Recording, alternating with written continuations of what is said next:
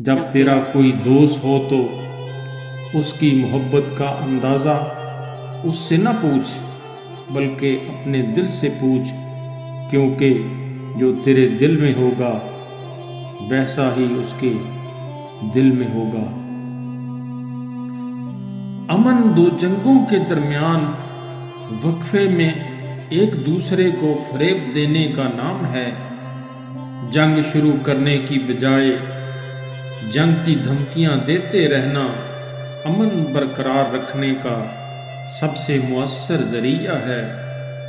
یہ جنگ امن کی خاطر لڑی جا رہی ہے، بالکل ایسے ہی ہے جیسے کوئی کہے کہ میں ثواب کی خاطر گناہ کیے جا رہا ہوں۔ قانون جرم کے محرک پر بحث نہیں کرتا۔ یہی وجہ ہے کہ بعض اوقات بڑی پیچیدگیاں پیدا ہو جاتی ہیں جو ناانصافی پر منتج ہوتی ہیں۔ دو متضاد قوانین میں سے ایک کی پرجوش حمایت دوسرے سے بغاوت کے مترادف ہے۔ تیرے سب سے بڑے دشمن تیرے برے ہم نشین ہیں۔ جس کا غصہ زیادہ ہے اس کے دوست کم ہیں۔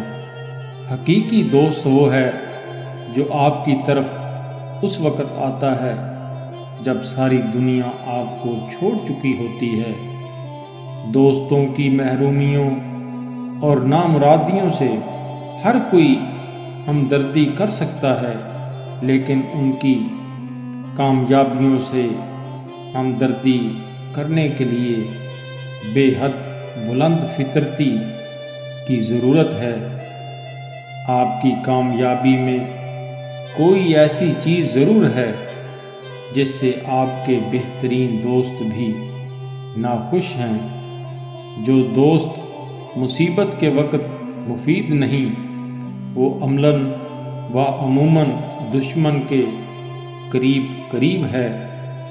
دوست اور برادر غم خواری کے لیے ہوتے ہیں، ورنہ وہ ناواقف شخص کی حیثیت رکھتے ہیں۔ میں نے بڑی مشکل سے معتبر دوست کی تلاش کی، لیکن نہ ملا۔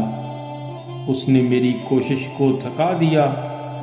تمام شہر میرے نزدیک بدل گئے ہیں، گویا ان کے اندر کوئی بھی ہمدرد غمخوار انسان نہیں۔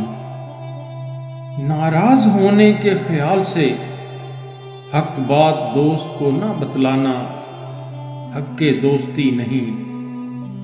جو شخص ایسا دوست نہیں رکھتا کہ اس کے آگے اپنے دل کی باتیں کہے، وہ مردم خوار ہے جو اپنے دل کو کھاتا ہے۔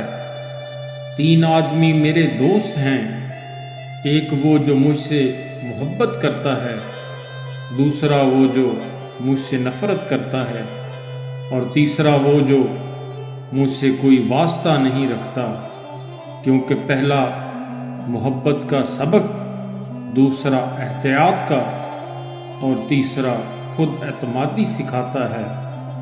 جس شخص کی دوستی سے کچھ نفع نہ پہنچے، اس کی دشمنی سے بھی کچھ ضرر نہ ہوگا۔